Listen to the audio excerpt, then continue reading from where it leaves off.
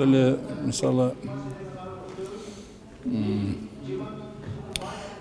мындайча айтканда жанагы сүйлөшүүлөрүндө толук кандуу акырына чейин ойлонушпаган нерсенин артынан болуп атат деп ойлойм да.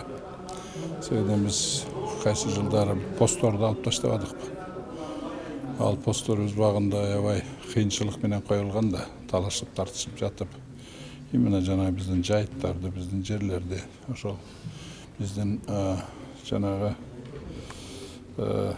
кошуналар жагыбыздан баягы сойломо жол менен биздин ээлөө, ошол жол менен биздин жерлерди ээлөө жолун мындайча айтканда бөгөт коюлган болчу да. Азыр эми ошол постторду алгандан кийин ошонун гарантиясы менен жасаш керек эле да. Ошонун артынан чыгып атпай барды. Ошол сойломо жол менен биздин жерлерди колдонуу жана басып алуу аракеттери биздин кошуналар тараптан дагы эле болуп атат. Эми бул локальный случай деп айтат элем да, идентичный случай деп айтсам жаңылышпайт элем. Анткени жалпысынан караганда, жалпы үстүдөгү саясат дегенде караганда ал жакта баары жакшы. Ал жакта бир эле багыт бар, батыраак ушул границаны бүтүрөлү деген, батыраак ушул границалардын аягына чыгарайлы деген ушундай эле бар. Биз тараптан дагы, ал тараптан дагы. Эми баягындай баардыгын карап айрым жерлерде эмне ушул иштегенде, ошондой экөө локальный жерде болсо болуп калышы мүмкүн. Негизинен жалпысынан кичине эле калды. Менин билишим боюнча, ушул жакынкы араларда уже граница бүтүп жоопкерчилик берет. Эми берген маалыматтар боюнча тажик жарандар менен биздин чек арачылардын ортосунда отур бул.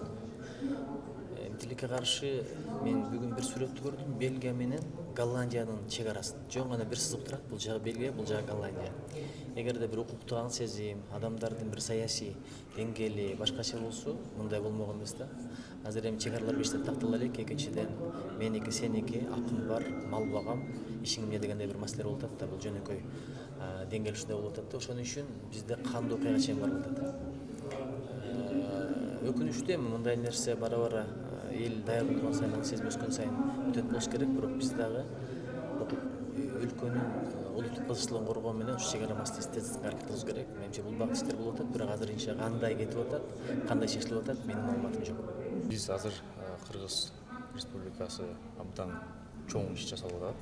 Өзгөчө укук коргоо органдары тарабынан биздин чек араларды бекемдөө боюнча жалпы эле ошол коргоо багытында абдан көп акча каражаттар бөлүнүп, абдан 30 жылда болбогон чынында коргоого байланыштуу иштер каралып жасалып атат. Эми ал жерде Тажик менен Кыргызстандын чек арасында андай провокациядан тышкары дагы, андай атышуудан тышкары дагы жөнөкөй эл жашайт да. Жөнөкөй Тажиктин жараны менен Кыргыздын жөнөкөй жараны чектешип жашашат забор аркылуу. Андан бири-биринин аласа бересеси бар, бири-биринин алакасы бар, бири-биринин карым-катнашы бар.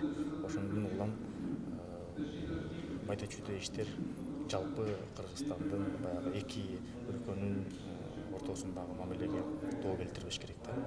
Ошондой